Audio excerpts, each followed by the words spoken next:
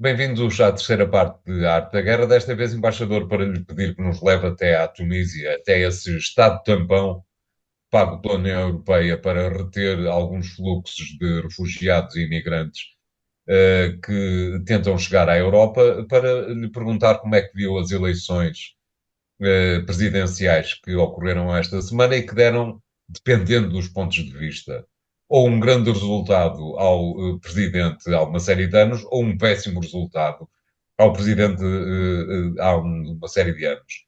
Teve realmente 89% dos votos, mas os votos expressos são apenas 30%, fazendo contas de merceeiro. O senhor teve apenas 26,7% dos votos. Como é que viu tudo isto, embaixador? A Tunísia vive, vale a pena sublinhar, um ciclo de natureza política. Nós lembramos que na Tunísia, em 2011, foi quando começaram, digamos, as primaveras árabes. Foi na Tunísia que se deu a primeira queda de um governo ditatorial no Maghreb, que era o caso de Ben Ali, que julgo, não sei se ainda é vivo, mas que foi para a Arábia Saudita. A Tunísia lançou, digamos, a chama de todo o movimento das primaveras árabes, não teve grande sucesso, aliás, não teve grande sucesso em sítio nenhum, vale a pena dizê-lo, mas já agora convém lembrar, não teve grande sucesso na Argélia, porque na Argélia, digamos, a estrutura política e militar foi suficientemente dura e já tinham tido um princípio de primavera árabe no passado. No Egito, na Líbia, deu o que deu, isto é, deu um movimento contra Gaddafi, que depois o mundo ocidental resolveu aproveitar para se libertar de Gaddafi, criando um caos global que até ainda hoje se sente, com o país completamente dividido, e Declara a depois Cólvina se arrependerá até ao fim da vida dele. provavelmente, e depois, no caso do Egito, deu o que deu, isto é, caiu o Mubarak, houve o movimento de libertação, a Praça Tahrir, nós lembramos das transmissões diretas da CNN, Praça Tahrir, etc., chegada, chegada da liberdade, chegada dos votos, vitória dos islamistas, revolta militar contra os islamistas, e lá está, um militar, já não é Mubarak, é Al-Sisi, no poder. Portanto, fechou o ciclo. Foram também, e vale a pena lembrá-lo, foram também as primaveras árabes quem suscitou a grande guerra na Síria. A Síria é o produto, o que se passou na Síria tem a ver com a tentativa na Síria de chegar à liberdade e de ter eleições. Ora bem, isso parece ser incompatível com o regime de Bashar al-Assad. E, portanto, as primaveras árabes tiveram, digamos, o seu fecho. A certa altura parecia que a Tunísia se mantinha, mas não. Na Tunísia verificou-se o surgimento de uma espécie eu não queria utilizar uma expressão que pode ser desagradável para alguns dos telespectadores mais conservadores, mas um professor universitário saindo de uma universidade com ar ascético e com ar honrado, tomou o poder, chegou ao poder, e prolonga-se no poder desde há 3 anos, com medidas cada vez mais repressivas, atacando os partidos políticos, atacando os candidatos às eleições presidenciais. 14 candidatos foram afastados por falta de qualificação para as eleições presidenciais e só 2 candidatos é que foram admitidos, um mais liberal, um outro mais à esquerda.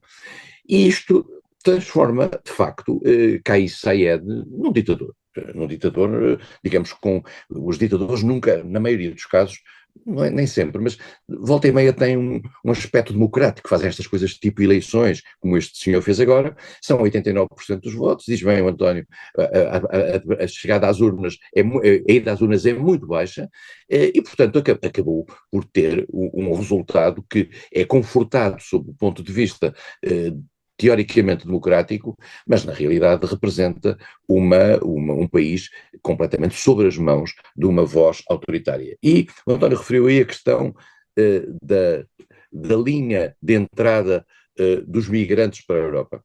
Esse presidente tunisino, que agora acaba de ser reeleito, Kais Saied, tem vindo a ser, digamos, trabalhado pela Europa, em particular pela Itália, que é quem sofre, digamos, imediatamente os fluxos turísticos, peço desculpa, turísticos, os fluxos de migrantes que vêm essencialmente da África subsaariana e que atravessam o Maghreb, E esses migrantes e a União Europeia tem vindo a dar, digamos, algum apoio e até financiamentos à Tunísia, o que de certa maneira, no fundo, para resolver um problema que é um problema europeu e de que Giorgia Meloni é a primeira linha, lembre-se no passado os acordos que já tinham sido feitos entre Berlusconi e Gaddafi, exatamente na mesma linha.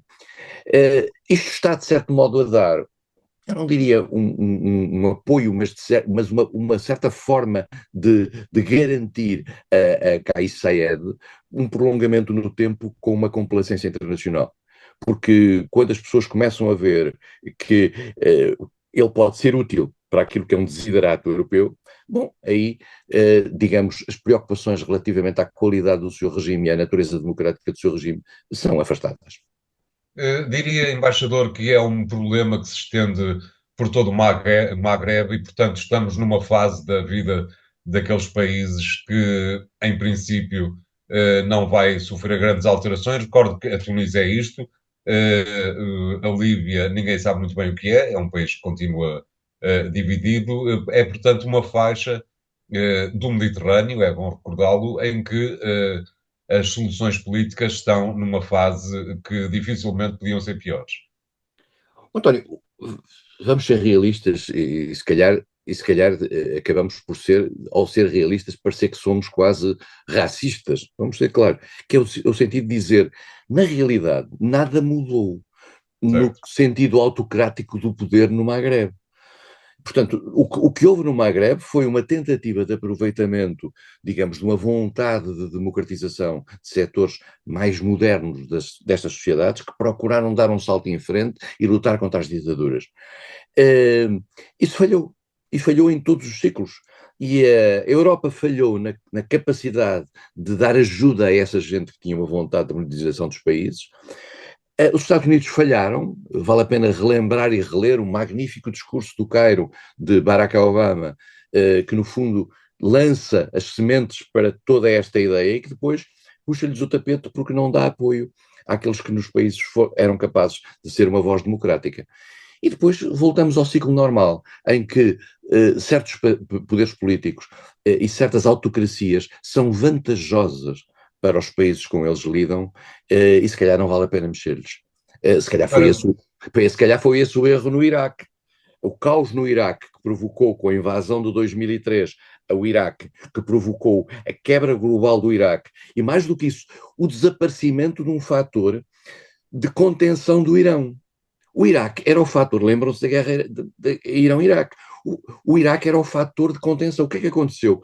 A desaparição do poder no Iraque acabou, Saddam Hussein acabou por criar um caos no Iraque, que mais do que isso, fez com que os xiitas iranianos tenham hoje uma grande influência na vida política interna do Iraque.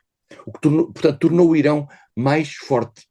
Portanto, os Estados Unidos, ao terem invadido o Iraque, não só conseguiram afastar Saddam Hussein, muito bem, mas criaram o Estado Islâmico, criaram um espaço para a criação do Estado Islâmico, que depois se prolongou por ali, contra o qual lutou toda a gente, até o Hezbollah. Já agora gostava de dizer, até o Hezbollah lutou contra o Estado Islâmico. E, portanto, exatamente. o que se prova provando que era um cancro global naquela região. Mas, portanto, este determinismo, no sentido de dizer isto não tem solução, faz lembrar, também custa dizer isto, mas faz lembrar um bocadinho aquilo que muitas vezes se diz em relação à África Negra, à África subsaariana. É no sentido de dizer, bom, estas ditaduras são a circunstância normal de países que não têm condições para ter democracia. A luta pela democracia e o apoio às democracias deve ser constante, na noção, no entanto, de que pode demorar décadas e décadas até que isso aconteça. Olha, aconteceu aqui em Portugal, demorou muito tempo, mas tivemos democracia desde há 50 anos. Exatamente. Obrigado, embaixador. O programa fica hoje por aqui. Pode continuar a acompanhá-lo e reouvi-lo nos sites do Jornal Económico. Para a semana cá estaremos com 3 novos temas, muito provavelmente com algumas repetições. Até lá, obrigado.